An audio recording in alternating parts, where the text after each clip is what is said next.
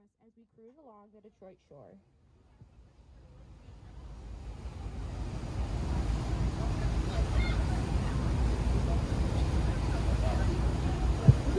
All of this property on the left-hand side is now owned by the state of Michigan as a part of the William G. Milken State Park and Harbor, formerly Tricentennial State Park.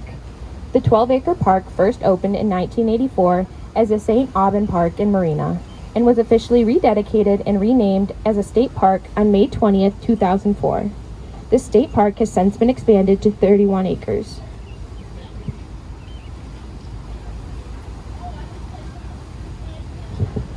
The Green Hill and surrounding property on the left was once the site of the Detroit Dry Dock and Shipbuilding Company. The slip you see coming up on the left is the remains of a 375 feet long dry dock completed in 1892. In 1902, the Boblo steamer Columbia was outfitted in this dry dock. Engines were constructed in the building at the head of the slip.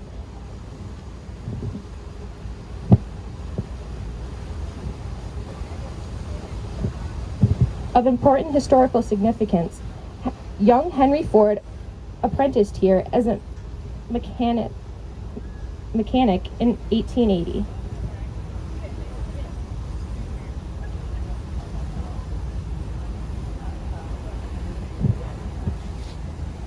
The engine building is now home of the Outdoor Adventure and Discovery Center. The center serves as a gateway to introduce Michigan youth and adults to activities that can be experienced at Michigan's parks, beaches, trails, and harbors.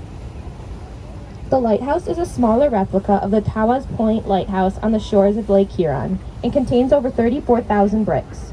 It is 63 feet tall and serves as the harbor entry light for the 52 Slip Marina. The boat docked along the shore is our fleetmate, the Diamond Belle. The Belle does similar cruises along the river, but is only available for private charters.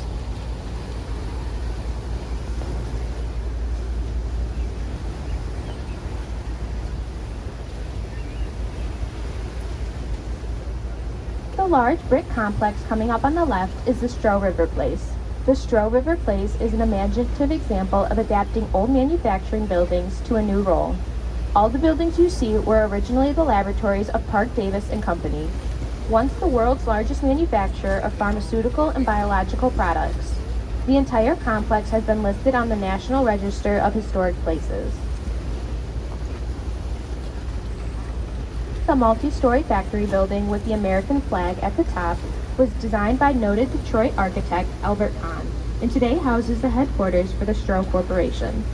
The Stroh Corporation originally started out making the famous beer and ice cream brands, which also bear the Stroh family name.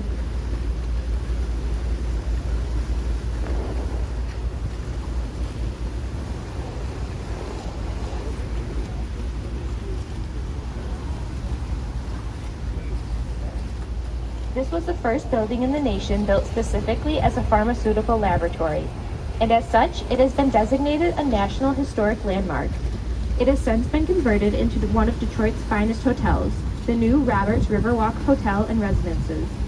Many of the hotel's 107 rooms have fantastic views of the Detroit River and Canadian shoreline.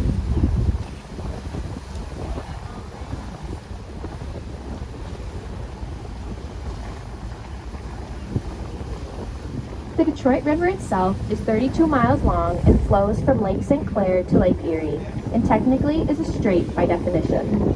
The word Detroit comes from the French language and translates to of the strait, so our city is actually named after the body we are sailing on. The Detroit River is 2.5 miles wide at its widest point near Wyandotte, and the current runs anywhere from 2 to 4 miles an hour, depending on the season. The depth of the river is generally between 20 and 50 feet, with the extreme deepest point under the Ambassador Bridge. We are currently sailing in about 32 feet of water.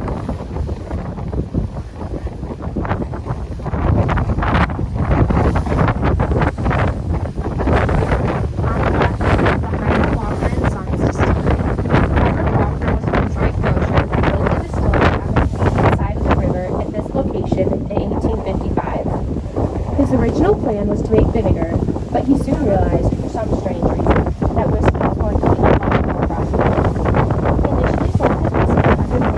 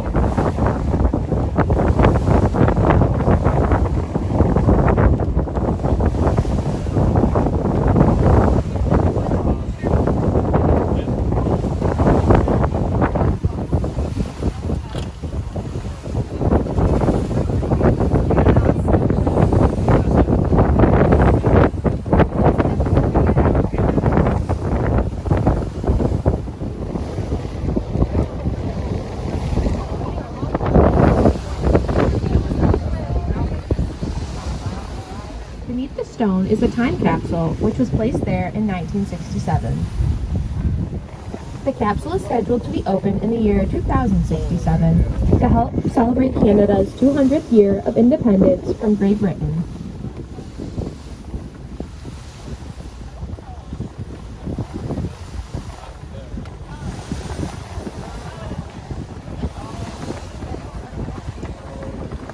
Again on the left is the Canadian Vietnam Veterans Memorial. It was formally dedicated in July of 1995 to the Canadians who fought and gave their lives alongside American armed forces in the Vietnam War.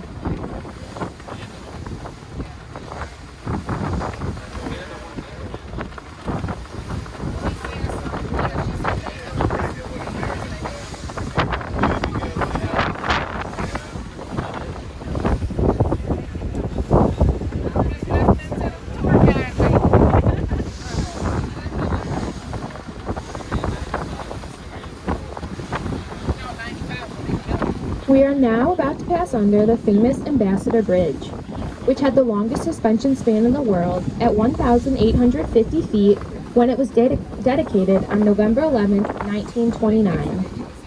Construction of the bridge took just over 2 years, even in the era of steam cranes and riveteers. The twin towers of the bridge rise to 386 feet above the ground level. The roadway passes over the water at a height of 150 feet in the center so as not to impede vessel traffic. The complete distance of the bridge from terminal to terminal is 1 3/4 miles long. It is painted a beautiful shade of aquamarine, and at night it is lit by a necklace of lights which are strung along the main cables.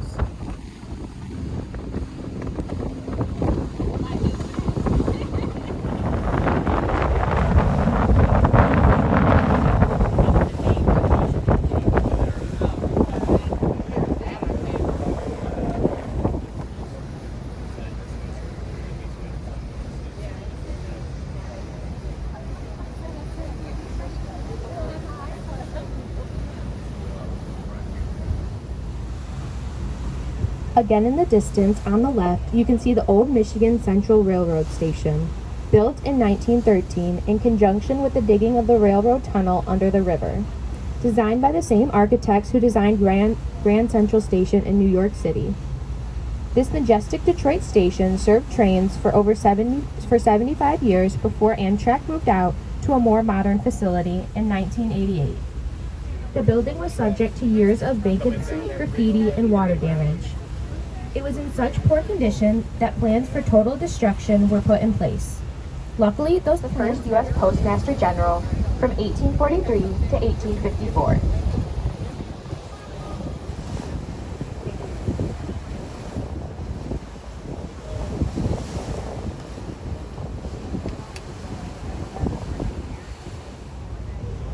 On the left are the riverfront apartments and condominiums, constructed in the 1980s.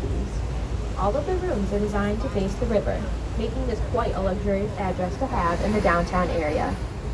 Various esteemed Detroiters took residence here, including Rosa Parks, Aretha Franklin, and for Red Wings fans, Sergei Fedorov.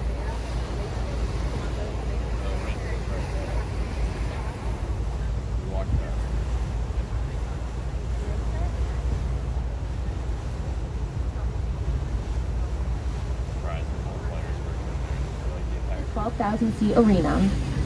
In 2015, a major renovation converted the arena to event space, and its lavish windows and atrium are a notable addition to the riverfront here, which previously was the site of factories, docks, and warehouses. The hall is built at the site where Antoine de la Motte Cadillac first set foot in 1701.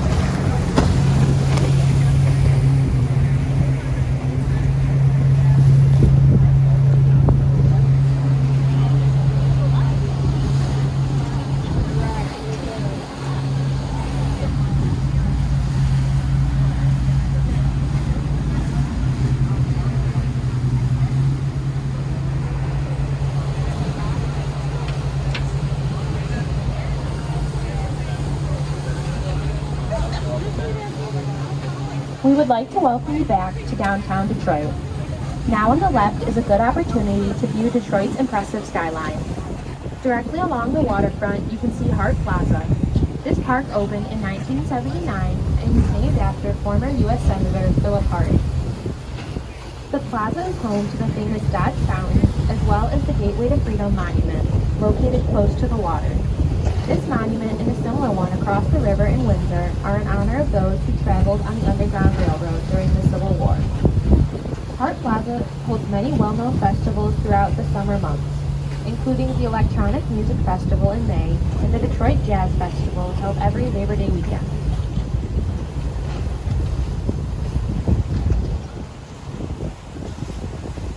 Up on our left is the Renaissance Center.